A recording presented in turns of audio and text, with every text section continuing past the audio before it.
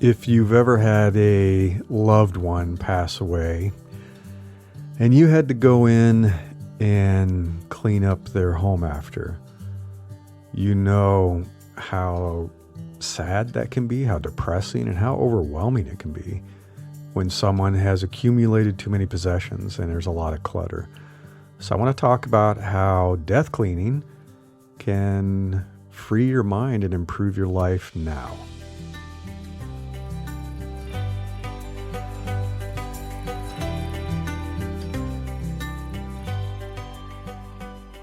I'm Larry Cornett, and this is Invincible Life. For, I'd say, the past maybe 3 weeks or so, my wife and I have been in kind of a Swedish death cleaning mode for the last few weeks. And I have to say, I'm kind of addicted to it. I'm really enjoying how this is making me feel. I don't know if you're familiar with the concept of Swedish death cleaning. You may have heard about it. So it is not quite as morbid as it sounds. I think it's actually kind of cool. It is from, let's see, I think it was initially kind of reached us through Margareta Magnusson, that had a book called The Gentle Art of Swedish Death Cleaning. How to make your loved ones' lives easier and your own life more pleasant. There is kind of a practice, which I think that's what this comes from, which isn't really about cleaning. Although that is a part of it, right?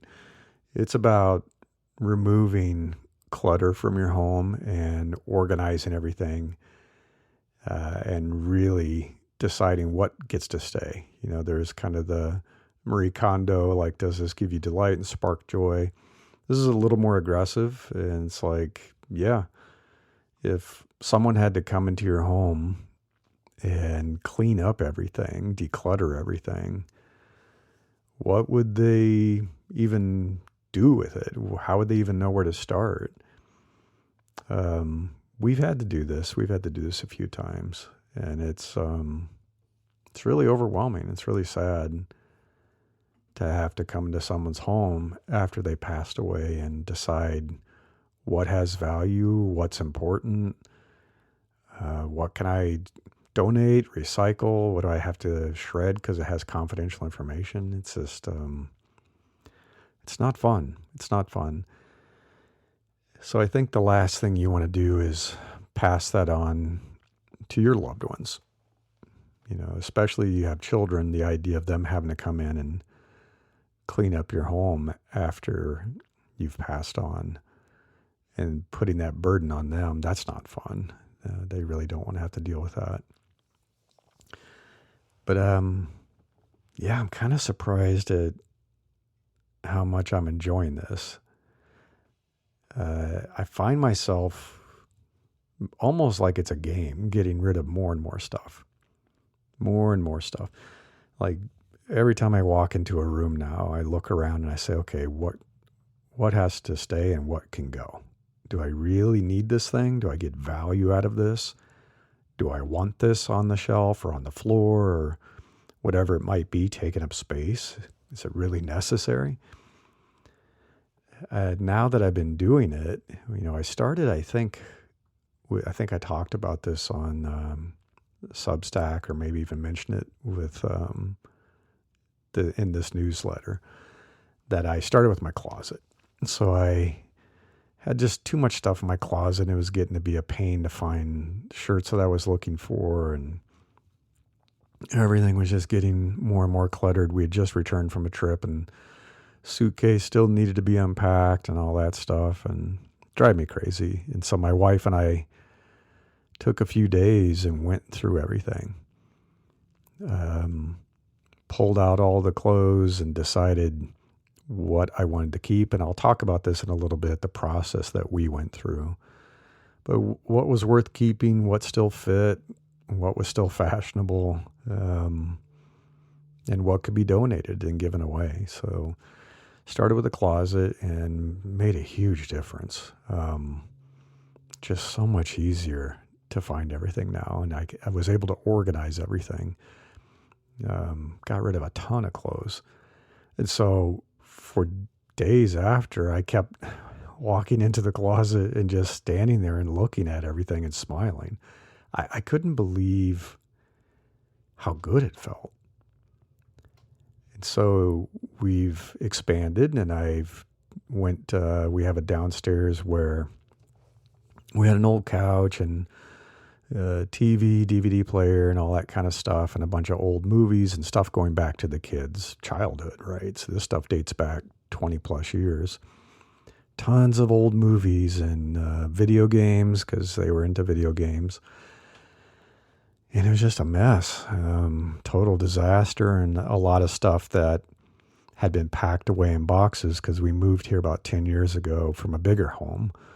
And so it's a lot of stuff that I've accumulated from my career in Silicon Valley, a ton of tech stuff and servers and hard drives and old computers and multiple phones, because I did a lot of device testing, and cables and cables and cables, so many cables, oh my goodness. And tons of electronics and entertainment center stuff, old DVD players and stuff we just weren't using anymore. And so started cleaning that up and radically reduced everything and put stuff in, donate boxes, and threw some stuff away and cleaned up everything. So I find myself just going back into that room and looking at it with a big smile on my face. And now we're redecorating the room to make it look nicer. And so there's been another really nice bonus from all this is I'm rediscovering things I'd forgotten, things I forgot I owned. I just found some stuff today. I was like, what? I totally forgot about this. Like, how long have I had this? It's just ridiculous. I've had a history of doing that with tools where I think I have a tool, but I swear I can't find it. It's like, do I really have that tool? And I need it for this project that I'm working on. So I'll buy another tool, and later I'm cleaning stuff up and I find it. And now I have 2 of those things or 3 of those things. Like, oh my goodness, it's such a disaster. So now I'm rediscovering things that I'd forgotten that I had, or things I thought I lost. I was like, I guess I lost this in the move. Maybe we already donated it. It's a lot of work moving from a bigger house with a family, and the kids had to move schools and everything. So we had a lot on our plates. But yeah, I'm rediscovering things. Clothing, shirts I forgot I had, games that we enjoyed playing, totally forgot we had. Books that I was in the middle of reading. I was like, oh, that's where that book went.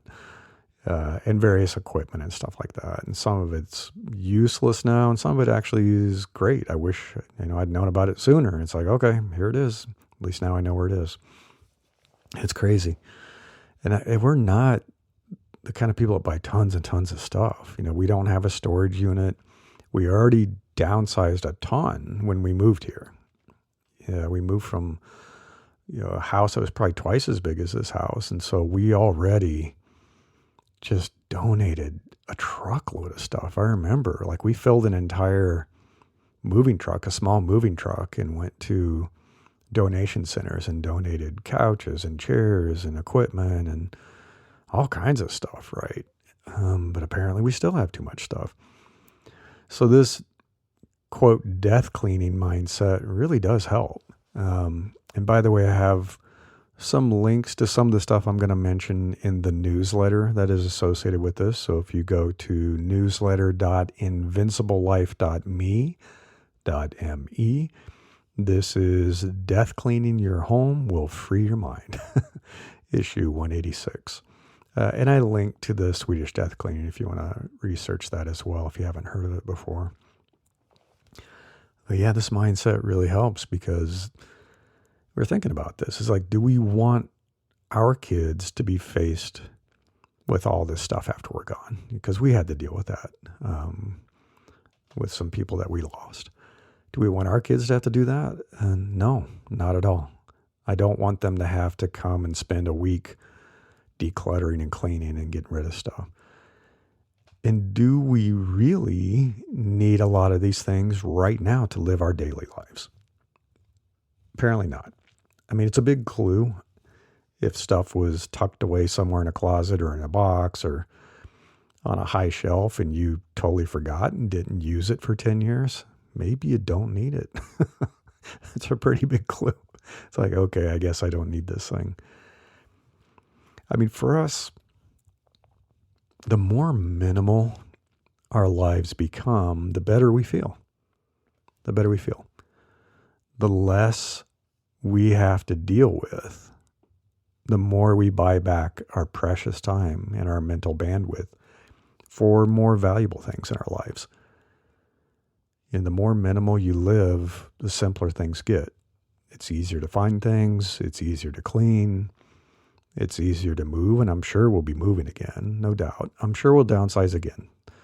Because even though we downsized once, now all the kids are grown and flown. And they all have their own homes. They moved out. We have rooms we don't need. We have more house than we need. So we'll downsize again. And we better start now because it's not fun trying to squish everything into a smaller house. So we got to get rid of stuff. And I would say that we have, over the last few years, become increasingly attracted to minimalism. Life is simpler when you have less. And a lot of the stuff that we have, we don't need. And I recently came across a very interesting book called The High Price of Materialism. It's by Tim Kasser. He's a psychologist. I believe he's retired now. He was a faculty member and taught courses for like 20 years and did a ton of research on this.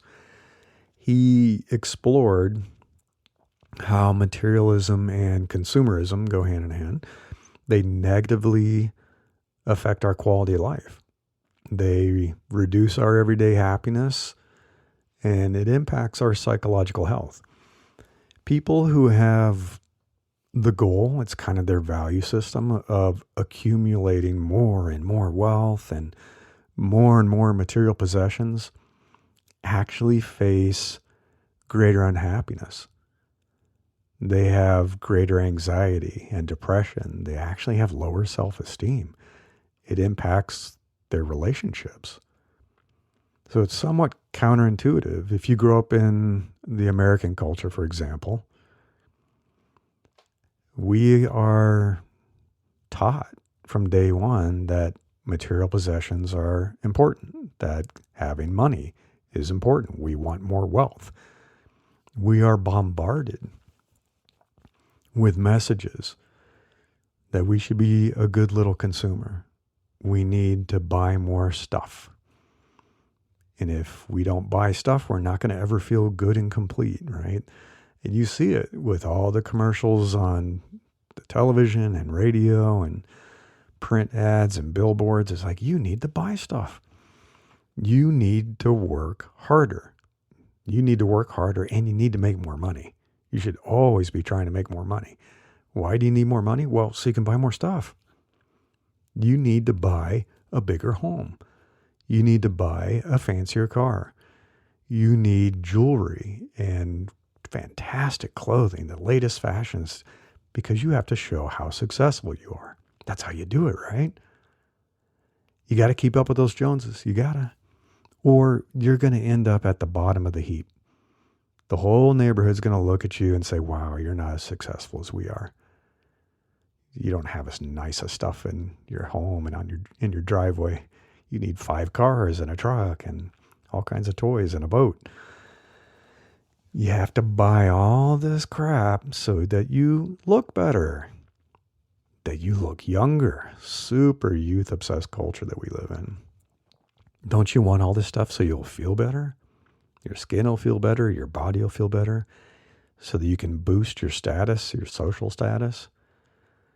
And as you buy all this stuff, it's like, uh-oh, now your house is feeling crowded. You got so much stuff. Where are you going to put the grand piano? We're going to put all these possessions. Well, no problem. Rent a storage unit. And I'm sure if you're older than 15, you have noticed how the storage unit business has exploded in the United States. They are everywhere, even in my small town. Massive number of storage units. And everybody's got an RV parked there, and a boat, and another car, and possessions, all these boxes and boxes and boxes of possessions and seasonal stuff. Because where are you going to put all that stuff? Better yet, why don't you buy a bigger house? If it's feeling crowded and you have too much stuff, buy a bigger house. I see that here in my neighborhood. I have watched single people and couples, retired couples with no kids, buy these massive homes. I mean, they're huge, huge homes. They're probably 7-bedroom homes, 3 bathrooms, multiple stories. And there's only one person living there. Or maybe 2. And guess what? They don't even live here full time. They have another house somewhere else in the Bay Area of California. So, wow, cool. Now they have a second house. Great. You can fill both houses with a bunch of crap. And we're told that playing this game will make us feel successful, that it's going to make us happy.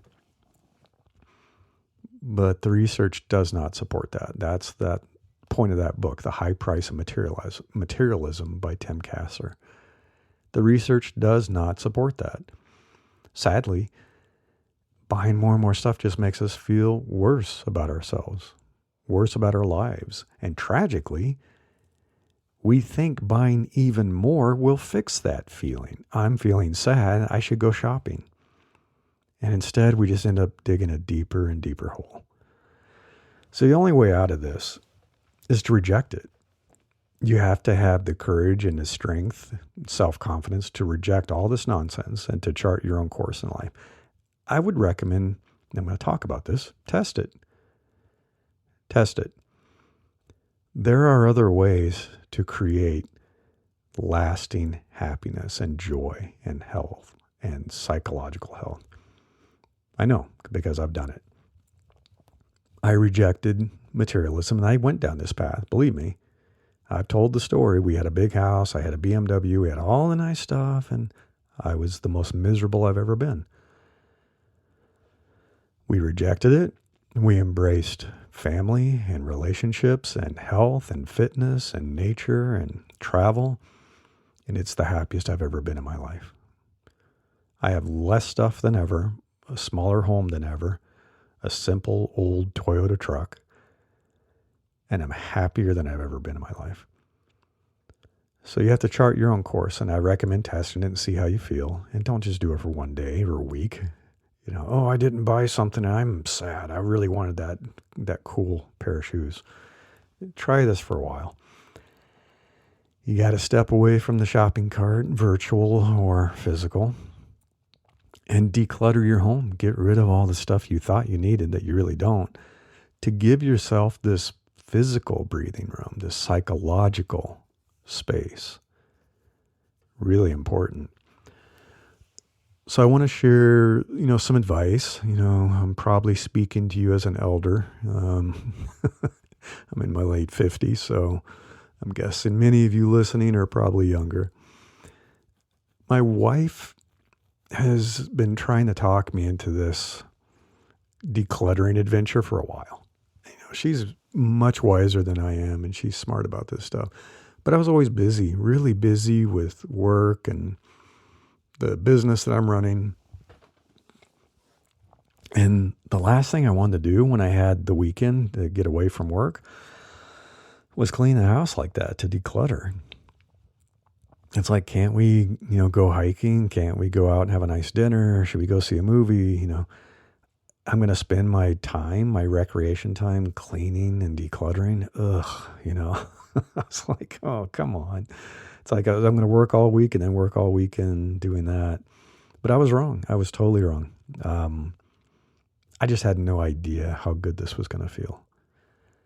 It feels so good to get rid of the old stuff you no longer need, to get it out of your sight. to make it easier to get around. And, my office was so crowded. I have a small home office, and it kind of ended up being the place where everybody put the extra boxes of books and electronics and all that kind of stuff. And it just was miserable to kind of squeeze through to get to the desk and all that kind of stuff. And it's like, I'm so much happier now. I just wish I had listened to her sooner, right? I wish I'd started this process sooner. And I feel like I've learned a few lessons from all of this. And I'll share a few of them. There's no point in going through everything, so I'll probably bore you to tears, but just a few things. One is to use photography for the memories. Take photos. Everybody has a phone in their pocket now, and they have photos in the cloud, and they can create albums and all that kind of stuff. If you're like me, some objects, maybe every object, triggers memories. There's been supposedly some research that, I can't remember if it's people with ADHD or people on the autism spectrum, autism spectrum disorder, that objects really have meaning and have memories. And I'm like that. I'm very attached to objects. I have trouble getting rid of possessions sometimes because it might be a gift from someone I love. I can think of some things I received, and I was like, if I get rid of this, I'm going to forget the memory of them giving that to me for my birthday, and I'm going to forget that person. I'm going to forget my grandmother.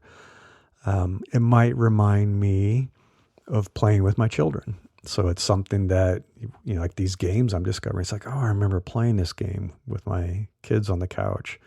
And we played a lot of Spyro, for example.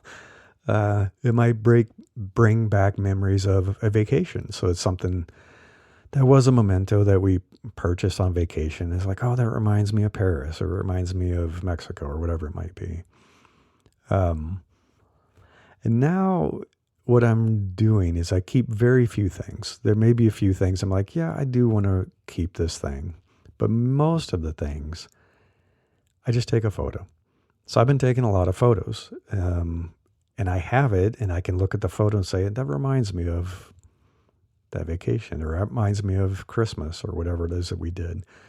I realize I don't need the physical object to trigger the memory. Just looking at that photo helps me enjoy the memory. And so that's one trick. That's a strategy. Take photos of things and then get rid of the thing. You don't have to keep it. Another thing that I recommend is shred it when you get it. Shred it when you get it. We have so many boxes of paperwork from our lives. My wife and her past paperwork, my paperwork, my 20 plus years in the corporate world, you name it, so much stuff, buying and selling, multiple homes, and some stuff that we have can be tossed straight into paper recycling, right? So sometimes it's a document. So it's like, oh, here's this thing from your retirement plan. It's just a generic document. It can go right into recycling. But we do have boxes of documents that have confidential information on them. And one of the weird things is, in the past, they were terrible about this. And they would put like your full social security number and your bank account number and all that stuff. Now they tend to only show a few of the digits. But in the old days, they showed everything. So we can't just toss it. We have to shred it. We have a home shredder that we can shred and then dispose of everything. So one strategy, I move the shredder and I keep it where we have the incoming mail. So where the mail comes into our home and we take a look at it, the shredder's right there. If we're trying to get into that strategy of you only touch a piece of mail once, right? So you don't want to keep it around and take it back out. It's like you either deal with it, immediately and pay the bill, or it's something that you can recycle, so it's not confidential, or you do need to get rid of it. So I had something like that recently. I looked at it and said, okay, I don't need to do anything with this. Shred it. There's no point. I don't need to keep it for my records. I just immediately put it in the shredder. And it's so much easier to shred one or two things as they come into your home versus an entire box, which, yeah, we had an entire box of stuff we had to shred. And one thing you can do is eliminate paper at the source if you can. So all those bills and confidential documents, we've been transitioning more and more to paperless billing for years. And some people do it. Some still don't, believe it or not. And that helps a lot. That helps a lot. Most companies, you can go into your account preferences either online or call up over the phone and say, hey, I just want paperless billing. Don't send me stuff anymore. One other thing that I've done is I have to walk to get our mail. As I'm walking back to the house, I'm sorting the mail, right?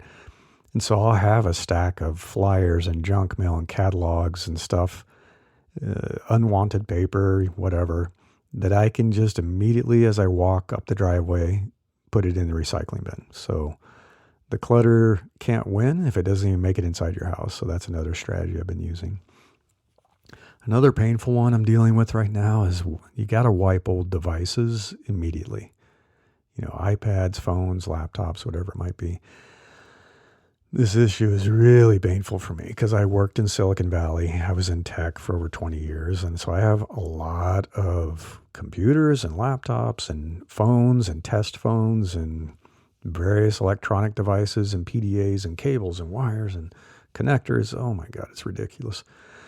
And so I have kind of a habit where I will upgrade. So, I'm pretty good. I usually use something as long as I can, 3, 4, 5 years before I upgrade. I don't try to upgrade every year, but I do keep the previous device as a backup or as a travel device. So I have a travel laptop, it's an old laptop. Well, that means I got to keep all the old cables, right? The old power connector and that type of USB cable or even Firewire or Lightning and all that garbage, right? And unfortunately, I got into a bad habit of forgetting to kind of keep that method going of I have yet another new device. I can get rid of the previous backup, right? The previous backup. Instead, I had a stack of laptops and phones and garbage like that. So now I have all this stuff, even like box of hard drives that I used to use for backups and game consoles. And I found out as I'm trying to use these that some of them won't boot up anymore. The battery's gone bad or something happened. And so I can't even start it up to wipe it and reset it. Yet the personal data is still on its little hard drive or flash, right? And I've found it's hard to get rid of old electronics here. Maybe it's a bigger issue in California than other places, but a lot of the donation centers are like, we don't want any more electronics. We don't want anything with a cable. So I've got to change this strategy. I recommend get much better about it than I have been. And you get a new phone, you get a new laptop. If you want to keep one as a backup, okay. Even then, maybe you should try to clean it up and get rid of some of the confidential data on it. Like all your old tax returns don't need to be on that laptop. It only has to be on your current one. I want to get much better at this. I think it's good to wipe those devices and then donate or sell them while they still have value, while they still work and they're still useful. Yeah, learn from my mistakes. Another one that's kind of weird is like throwing pain away. This is something I'm discovering, that some of the stuff I'm cleaning up, it's bringing up bad memories from my past. And I guess, I tossed a bunch of stuff into a box when we moved because I was like, we're busy, we got to hurry. And I thought I'd deal with it later. Well, now is later. It's like time to deal with it. If something makes you feel sad or maybe even angry, some of the stuff from work, it's like, yeah, there's some angry feelings that come up. Toss it. You don't need anything in your life that makes you feel sad or angry, right? I have some books, I have paperwork, I even have some gifts and some corporate stuff that it makes me unhappy when I see it. I remember, somebody who was involved with that project or an old boss. I remember the situation. I remember what it represents. It's like, oh boy, here's this corporate gift, for you working night and day for a month straight, and you got this silly little thing. And I just get irritated. And it's like, really, I sacrificed my life and they gave me this silly little tchotchke, this crappy thing. So now I'm being ruthless about this.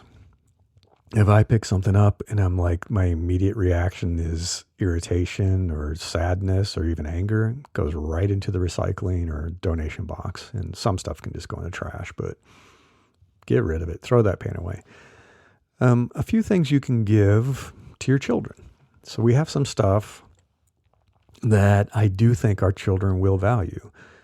If not right now, because they don't have families yet, but in the future, when they become parents and have children of their own, some of the books they'd enjoyed, some of the games they enjoyed, some of the toys that are really kind of high quality toys that aren't plastic crap that they really enjoyed.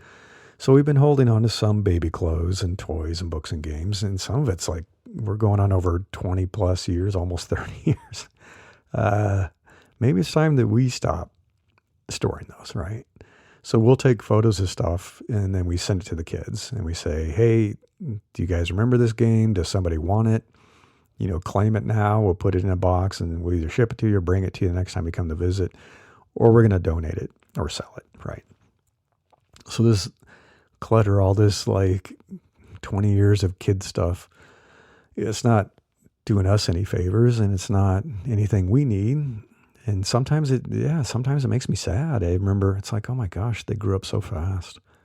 Time goes by so quickly. All my babies are grown adults now. So it's not so sad that I want to throw it away, but it's sad because I feel how quickly that time went by. So, they can have it. If they want it, they can have it. If they don't, we can donate it. I was talking about the closet. So it's kind of like wear it or forget it. Stop keeping clothing that you think, maybe I'll wear it someday. It's not really my thing. It's too bright. It's too colorful. I mean, I wear a lot of black. Maybe I'll be the kind of guy that can wear this kind of Hawaiian shirt someday. It's like, quit fooling yourself. So I probably donated like 50% of my clothing. About a month ago, yeah. It was that 3 to 4 weeks ago. I took everything out of the closet and my dressers and I put it all on the bed and went through it piece by piece very quickly, tried to be quick about it. It was either like, oh yeah, of course, I love this shirt, I'm going to keep it. Or does this even fit anymore? This old suit, I don't know. Why do I have 5 pairs of swimming trunks? Do I really need 5 pairs? I probably only need a couple. I was ruthless. So if I haven't worn something in years, it went right into the donate box. If it was from my past life, I used to have a lot of dress shirts and business casual and suits and stuff because I did a lot of business travel and speaking events. Hey, you know what? At this point, I'm not that person anymore. I'm never going back to corporate. I'm closer to retirement than I am to going back to a corporate job. I don't need those clothes anymore. I don't need 5 suits. I don't need 20, business casual shirts. I don't need any of that stuff. So, I kept a few, but the rest of it went to the donate box, gone. And then I looked at all the other stuff, like how many socks and t-shirts and pairs of pants and shorts and swimming trunks.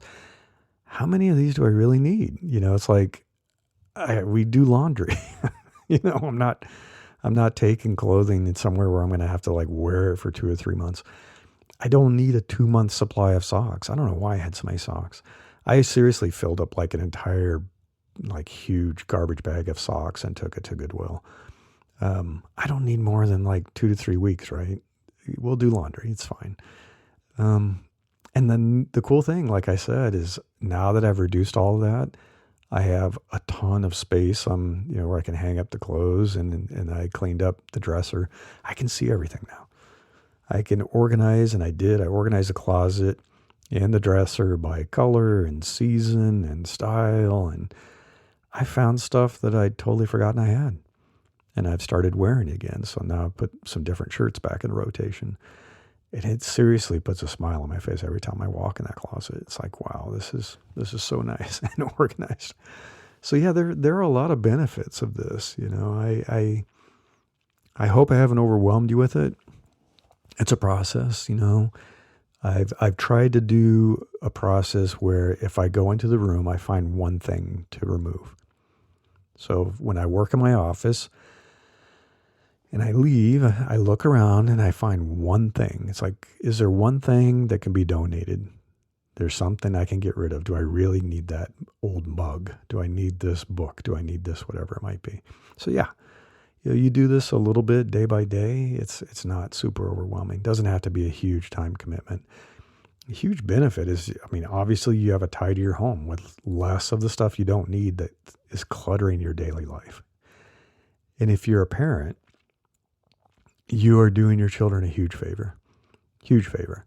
It is not fun to have to clean up a home after someone passes away, and you don't want them to have to deal with that after you're gone. The other benefit, as I keep saying, you probably picked up on, is my mood improvement. I had no idea how much stress all of this was creating.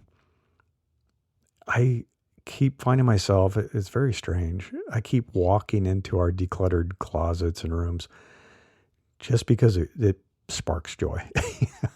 It seriously, I walk in and it makes me feel good. I smile. My stress levels have dropped so much. I had no idea. I didn't realize I was carrying all this stress for so many years. My everyday life is becoming easier and more efficient, right? I've got a place for everything, and everything gets put in its place. I'm doing some labeling and some organization, so it's easier to find stuff. No more searching every room, like, where is that thing? Digging through closets and boxes, and it's so much easier to find everything. It is a huge time saver, and it's a huge reduction of frustration because your environment affects you in very subtle ways. There are obvious ways with very kind of drastic environments. You'll pick up on it, but very subtle ways when it's just a little bit of clutter or something's always kind of just looking messy or taking up space or making you squeeze by. It makes us stressed and unhappy if we don't realize that that's what's doing it. And so you make a big change and then you notice you're like a weight's been lifted off your shoulders. So then the challenge will be to maintain this. That is the challenge. And so we already before this created a rule that something has to go if we want something new to come in. So if something new is going to come into the home, something old has to go. We did this with our kids too. It's like they wanted a new toy or a new game. We said, okay, pick a toy or a game that you want to donate and give to someone else. Is there something you no longer play with and don't really like that much? And donate it, and then now you have room on the shelf for this new toy. So we do that to ourselves. We love board games. We have too many board games still. But if we want to buy a new board game, because it's like, oh, this sounds wonderful. I think the kids will like playing this when they come home for Christmas. Well, something has to go. So we donate an old game, and we have a stack of old games we're donating. If we want to buy a new pair of running shoes, we don't just keep adding more and more running shoes. Like, how many running shoes do you need? An old pair has to go. An old pair has to leave. If you want it, we are book people. If a new book is going to make its way into our home, it's not an e-book, a physical book, an old book has to go. An old book has to go. And I've been getting rid of a lot of old books from my old corporate life. I don't need those anymore. So it's easy to swap in a better book for that. We recently bought some new cookware, and so we got rid of the equivalent amount of old cookware. Donated all those pots and pans to a thrift store. So yeah, that's an easy way to maintain it. It's a good rule. If something's going to come into your house, something has to leave your house. So I know supposedly, as I was reading about this, some people find this concept of death cleaning to be a little bit morbid. I guess they don't like to talk about death. I don't see it that way. There's nothing wrong with being more aware of your mortality. We are mortal creatures. We do not live forever. So it is good to remember that and live your life to its fullest. Have that knowledge that the clock is ticking. Are you living life as well as you want? Are you living as large as you want? And cleaning up like this and decluttering is a great way to improve your daily life. And so that improves your life right now in the moment. In the moment. Every day is better. So I would love to hear if you have strategies that you've used to kind of declutter your life and adopt a little more minimalism. So you can go to newsletter.invinciblelife.me and leave a comment. And I'd love to hear from you. But best of luck with trying this out. Until next time, I wish you the best of luck with pursuing the life of your dreams so you can be happier, healthier, and more fulfilled.